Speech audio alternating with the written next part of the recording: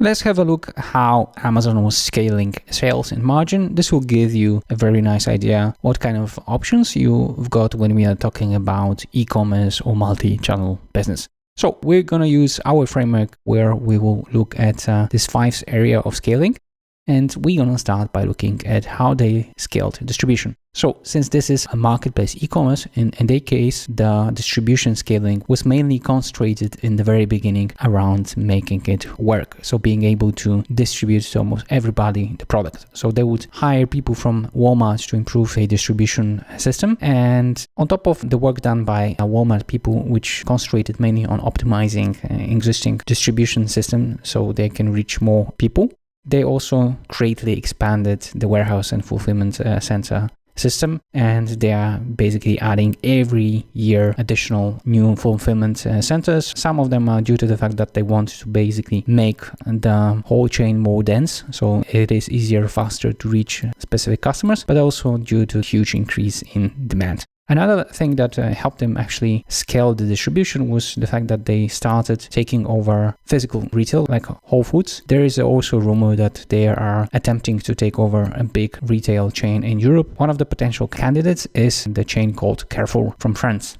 On a similar note, they've also noticed that they cannot reach certain customers if they don't have a physical presence. So they will also hugely invest in their own retail chains. One of those attempts is Amazon Go, so a store without actually any workers inside. You can take anything you want and just go, and this is automatically charged to your cart. Another attempt to also exist in the offline world, it's Amazon Books. They will also be very diligent in taking over potential customers and also strong brands that are attracting a lot of traffic. One of such companies is Zappos, which specialize in fashion, especially in shoes. So as you can see, they did a lot of work on the physical distribution, but also they would add distribution channels in the offline world, as well as take over separate e-commerce businesses that would also help them get in touch with a lot of customers. A lot of work has been done also in scaling products. So first of all, they've been opening a lot of marketplaces all over the world. Currently they have 17, but they will be probably adding new ones. And on every marketplace, they add a lot of local products. They adjust it to the local customer. They've been also adding constantly new categories. As you might remember, they started with books, then they added music, video, and then other categories. A huge step in scaling the product was actually that they switched from e-commerce to marketplace. So in e-commerce, they would have buyers which would select products that could be sold on the site. In marketplace, you allow third parties, independent companies, to be selling products on your site on your own. And there you don't select the product. It's done by a bunch of independent players that are using your site to sell products. So the switch from e-commerce to marketplaces meant that the products would be added much faster. So this was a huge step to scale products faster. They've also created sub-marketplaces aiming at taking over the traffic from other specialized marketplaces. One of such examples is Handmade, which is aiming at Etsy customers, so handmade products that people are selling online. They've also expanded hugely in digital products. One of such products is Kindle, but they also successfully branch out into video and in audiobooks. In this case, I mean Audible.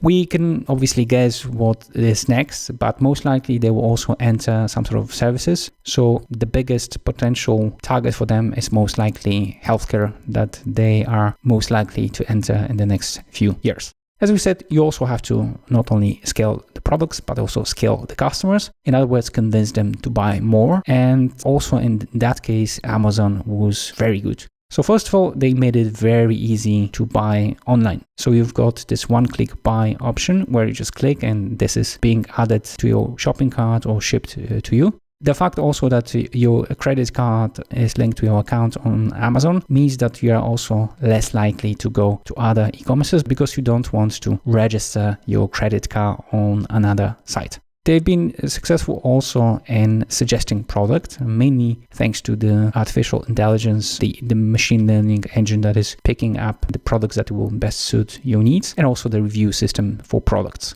Another huge thing that changed how much people are actually spending online with Amazon was the introduction of Amazon Prime as a bundle of services. People who bought Amazon Prime were after that more likely to buy more often, but also they were buying in bigger quantity. They've also been working on shortening delivery time, and this is another way to remove all the frictions that will stop certain customers from buying online. So if you have a delivery time similar to the time it will take them to go to the physical shop, they're more likely to buy online. Another way to scale customers that Amazon is employing is offering subscription products. Amazon Prime is one of them, but you also have Amazon Video, which you can buy as a separate service. On top of that, you can be subscribing physical products that can be regularly distributed to you, or digital product like Kindle or audiobooks. We had a huge breakthrough when it comes to ordering by voice. So the Alexa, in other words, Amazon Echo, is another way to make it easier for the customer to order. You can do it in a very natural way.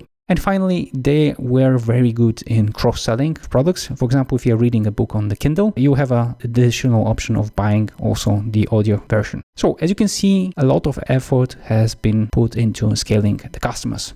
On top of that, obviously, you have to scale the brands, because in most cases, you are not able to serve everything with one brand. Obviously, Amazon have invested a lot of money into turning the brand Amazon into the place to go when it comes to online purchases. But as you will see, they actually done a lot of other things. So first of all, they've been acquiring the competitors. So one of the most famous cases was the purchase of diapers.com and soap.com. They're also introducing a lot of private labels that you can see on the marketplaces.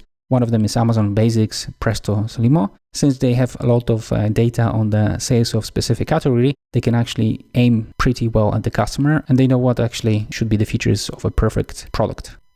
Another great thing that Amazon has done is actually to position themselves as a search engine. So more and more people are not searching for the product in Google or on Bing, but they're actually going straight forward to Amazon and looking for the product there. Obviously, they still invest hugely in Google AdWords to attract new traffic, but in this way, they have positioned themselves not only as a marketplace, but actually as a search engine for products. We have seen also the rise of digital brands like Amazon Kindle or Audible, and they've also created very successful B2B brands to serve the firms that are selling on the marketplace. Amazon was also very successful in creating B2B brands, especially to address the needs of sellers on the marketplace. And on top of that, they have a huge business, which is called Amazon Web Service, that is providing simply servers for other companies. And finally, we have seen a lot of acquisition on their side, especially when it comes to strong brands. We have mentioned Zappos, but another important acquisitions are Twitch and IMDb. And finally, we've got the scaling of markets. Here we have the following things. So first of all, they create separate sites for different markets and localized offer. So the offer is adjusted to specific needs of specific customer. Once they enter the market, they obviously aggressively market their services. But on top of that, they actually reach markets where they are not present. As we said, currently they have 17 marketplaces, but actually they are servicing more countries. So for example, the German version of Amazon is servicing Austria, Switzerland, and Poland. As we said, they invest a lot of money into Google AdWords to redirect traffic to Amazon, and this enables them to grow the marketplace. And finally, they're removing obstacles and frictions in online world. We've already mentioned some of the options. One-click buy, which helps you make the purchase faster, and Amazon Prime, in other words, shortening the delivery time. So as you can see, they have put a lot of effort into scaling each and everything, and therefore they can, despite their size, enjoy sometimes growth of 20 or 30% annually.